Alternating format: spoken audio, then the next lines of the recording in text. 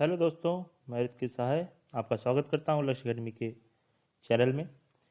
दोस्तों, कोविड के साथ साथ अब पढ़ाई स्टार्ट हो गई है, तो इसी क्रम में एस्टेट की टेस्ट सीरीज नंबर 1 के सोल्यूशन की बात करेंगे हम आज।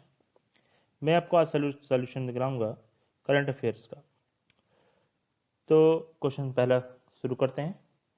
राष्ट्रपति रामनाथ कोविंद को किस देश के द्वारा वहां के सर्वोच्च सम्मान grand order of the king of Tomislav से सम्मानित किया गया? ऑप्शन नंबर 1 है क्रोएशिया, तोमिस्लाव, मॉरिशस, फ्रांस। तो इसका सही आंसर होगा दोस्तों क्रोएशिया। आप सभी को पता है क्रोएशिया द्वारा यह सम्मान दिया गया है अभी हमारे राष्ट्रपति रामनाथ कोविंद जी को। रामनाथ कोविंद जी के साथ साथ यह सम्मान लेरमेटा को भी मिला है। लेरमेटा प्रेसिडेंट हैं अल्बानिया के। क्रोएशिया द्वारा यह पुरस्कार या फिर यह सम्मान दिया जाता है उन देशों के साथ जिसके साथ उसके अंडरस्टैंडिंग बढ़िया होती जाती है, उसके लिए कंट्रीब्यूशन उन देशों द्वारा बढ़िया किया गया होता है, उन देशों को यह सम्मान दिया जाता है। तो इस तरीके से पहला क्वेश्चन का आंसर हो गया आपका क्रोएशिया। अगले क्वेश्चन पे चलेंगे। डॉक्टर एपीजे अब्दुल कलाम पुरस्कार 2019 से किसे सम्मानित किया गया? तो डॉक्टर एपीजे अब्दुल कलाम पुरस्कार किसके द्वारा दिया जाता है? डॉक्टर एपीजे अब्दुल कलाम पुरस्कार तमिलनाडु सरकार द्वारा दिया जाता है। तो तमिलनाडु सरकार द्वारा दिया गया पुरस्कार किन किन क्षेत्रों में दिया जाता है? तो ये साइंटिफिक डेवलपमेंट, ह्यूमैनिटीज मानवता और स्टूडेंट वेलफेयर के क्षेत्र में दिया जाता है। तो 2019 का यह पुरस्कार मिला है डॉक्टर के शिवान को। जी हाँ, डॉक्टर के शिवान आपके इसरो के चेयरमैन हैं। इसरो की स्थापना कब की गई थी? आपको यहाँ ध्यान रखना पड़ेगा। इसरो की स्थापना 15 अगस्त 1969 को की गई थी। 51 साल पहले इसरो की स्थापना की गई थी। इसरो का फुल फॉर्म आपको पता होगा, इंडियन स्पेस रिसर्च ऑर्गेनाइजेशन। अगला क्वेश्चन देखते हैं दोस्तों। आसियान का 36वां शिखर सम्मेलन 2020 कहाँ वीडियो कॉन्फ्रेंसिंग के द्वारा ऑनलाइन संपन्न किया गया? तो इसका सही आंसर होगा वियतनाम। वियतनाम में यह ऑनलाइन सम्मेलन किया गया। पहले यह वियतनाम के ही दानांग में होना था, लेकिन कोविड के नाते वहाँ ना हो सका, तो फिर हनोई में, वियतनाम की हनोई में संपन्न किया गया। 36वें आसियान शिखर सम्मेलन का जो थीम था वो था कोहेसिव एंड रिस्पॉन्सिव एशियन। और इस तरीके से आपको ये याद रखना होगा, आसियान के जो मुख्यालय है वो जकार्ता इंडोनेशिया में। तो इसका सही आंसर हो गया वियतनाम। अगला क्वेश्चन देखेंगे। यूरोपीय संघ से अलग होने वाला पहला देश है फ्रांस, जर्मनी, ब्रिटेन, डेनमार्क। तो इसका सही आंसर होगा ब्रिटेन। ब्रिटेन यूरोपीय संघ से 31 जनवरी 2020 को अलग हो गया और इसके अलग होने की प्रक्रिया को नाम दिया गया ब्रेग्जिट। ब्रेग्जिट के लिए सबसे पहले वोट पड़ा था, जनमत संग्रह के लिए पड़ा था, और 26 जून 2016 में, और इसमें लगभग 51.89% वोट पक्ष में पड़े थे, जिसके बाद से ये प्रक्रिया शुरू हो गई थी और 31 जनवरी 2020 को ब्रिटेन यूरोपीय संघ से अलग हो गया। यूरोपीय संघ एक आर्थिक और राजनीतिक मंच है जिसमें अभी 27 देशों का समूह है। अगला देखते हैं। निम्नलिखित में से किन 3 भारतीय क्षेत्रों को नेपाल ने अपना हिस्सा बताया? तो कौन से 3 क्षेत्र थे आप सभी को पता है? लिपियाधुरा, लिपुलेख और कालापानी। पहला ऑप्शन सही होगा। इन 3 क्षेत्रों को नेपाल अपना हिस्सा बता रहा था, जबकि ये भारत के अभिन्न हिस्से हैं। अगला क्वेश्चन देखते हैं। नेपाल की बात आई थी, एक मिनट। तो नेपाल में आपको तुरंत याद होना चाहिए नेपाल के प्रधानमंत्री का नाम। नेपाल के प्रधानमंत्री का नाम डॉक्टर केपी ओली, और नेपाल में वर्तमान में राष्ट्रपति हैं विद्या देवी भंडारी। जी हाँ, अगले क्वेश्चन में चलते हैं। पैन कार्ड में पी दर्शाता है। पैन कार्ड में पी क्या दर्शाता है दोस्तों? पैन कार्ड में पी दर्शाता है परमानेंट। पैन कार्ड का पूरा फुल फॉर्म होता है परमानेंट अकाउंट नंबर। तो पी फॉर परमानेंट हुआ। इनकम टैक्स डिपार्टमेंट द्वारा यह जारी किया जाता है और कुल 10 अंकों का दस अल्फा न्यूमेरिक कैरेक्टर्स का ये समूह होता है, नंबर होता है। अगला क्वेश्चन देखते हैं दोस्तों। Question number 7।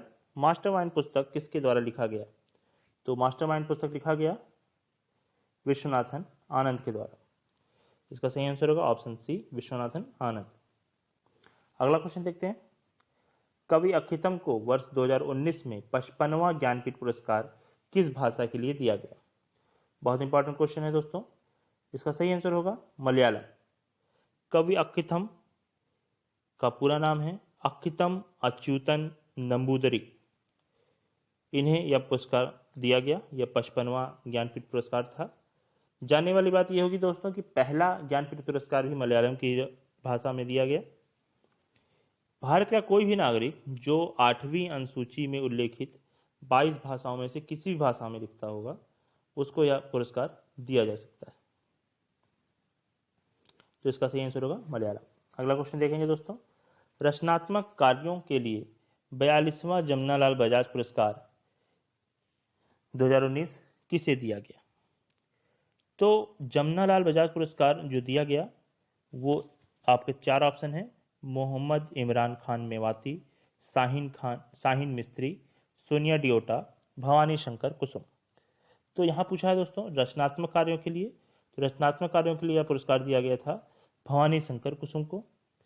लेकिन आपको यहाँ जानना होगा जमनालाल बजाज पुरस्कार गांधीवादी विचारों के उन्नयन, सामुदायिक सेवा, सामाजिक विकास के लिए दिया जाता है।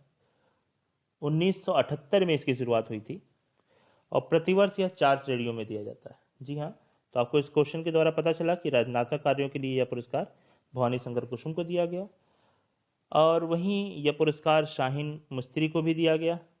ये वुमेन और चिल्ड्रंस के डेवलपमेंट के लिए या क्षेत्रों में काम करने के लिए शाहीन मिस्त्री को दिया गया।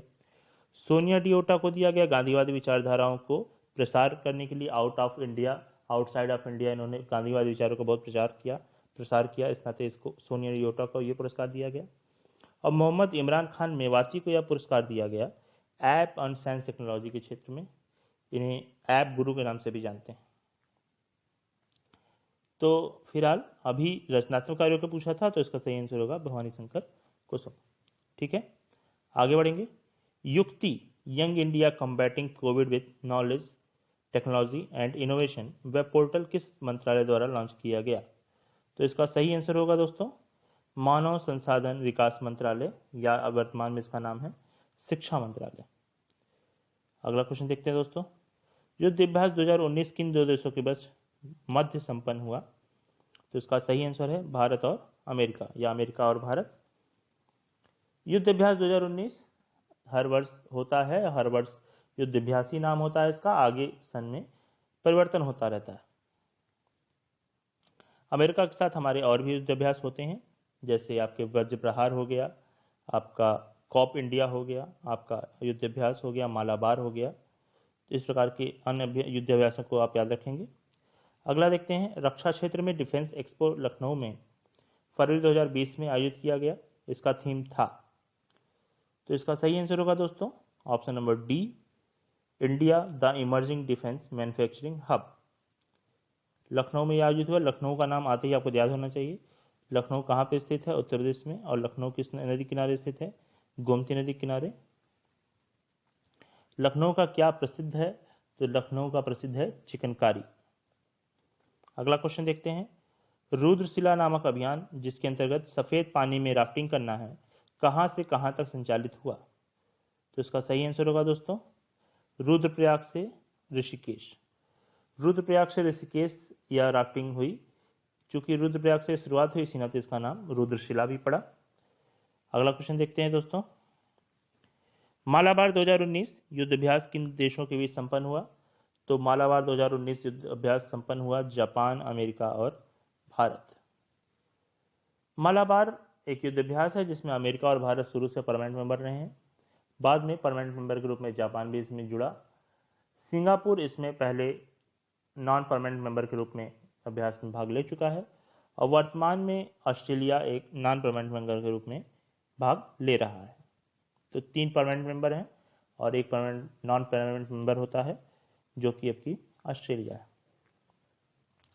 आगे देखेंगे दोस्तों। IPL 12 की विजेता टीम का नाम बताएं। ये बहुत आसान क्वेश्चन है। इसका आंसर है मुंबई इंडियंस। 100वां अंतर्राष्ट्रीय T20 मैच खेलने वाले प्रथम भारतीय क्रिकेटर कौन है? तो 100वां अंतर्राष्ट्रीय मैच खेलने वाले प्रथम भारतीय क्रिकेटर हैं हरमनप्रीत कौर। ये एक महिला भारतीय क्रिकेटर हैं। अगला देखेंगे, निम्नलिखित में से किस मंच में अपनी वेबसाइट पर आत्मनिर्भर भारत का लोगो डिजाइन करने की प्रतियोगिता शुरू की? तो इसका सही ऑप्शन होगा mygov.in। और भी 3 ऑप्शनों पर ध्यान दे लेते हैं। पहला ऑप्शन है pencil.gov.in।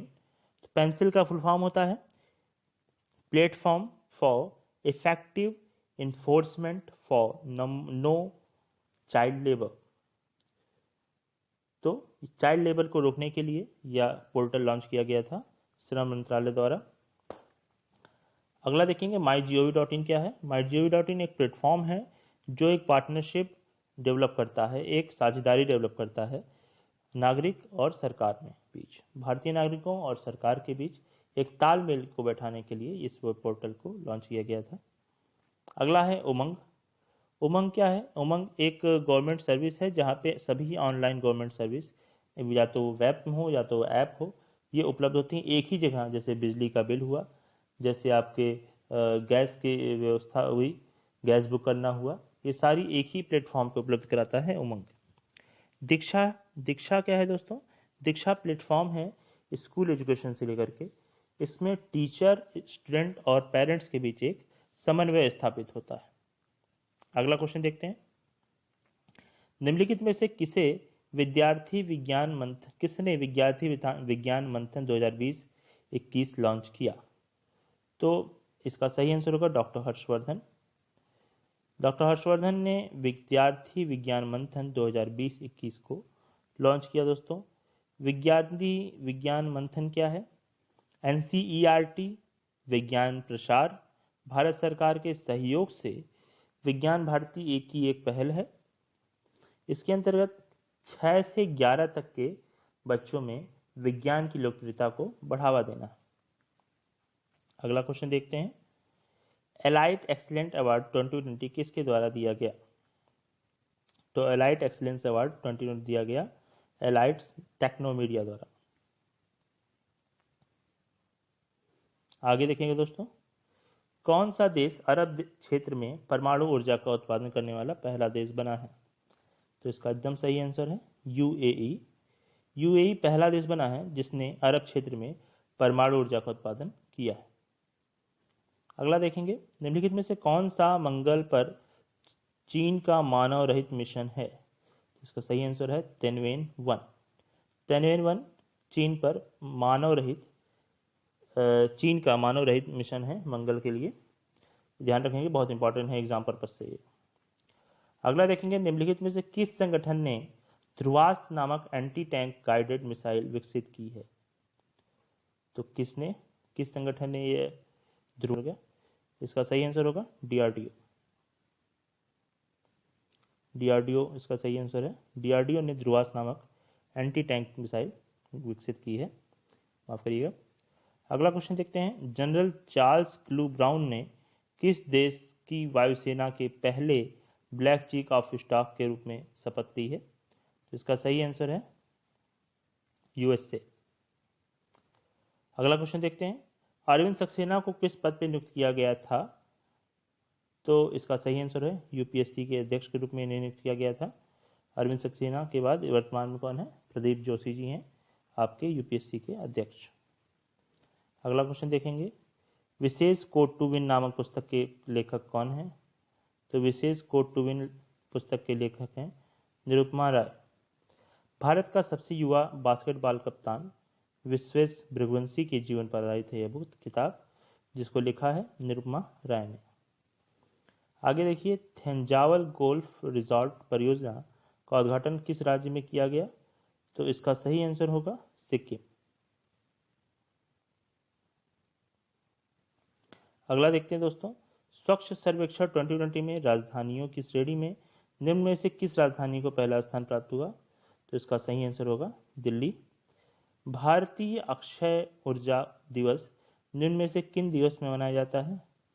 किस दिन मनाया जाता है? आपको सभी पता होना चाहिए, 20 अगस्त सही आंसर है। 20 अगस्त को हम मनाते हैं भारतीय अक्षय ऊर्जा दिवस। आगे बढ़ते हैं दोस्तों, इसरो द्वारा लॉन्च उन्नति कार्यक्रम किससे संबंधित है?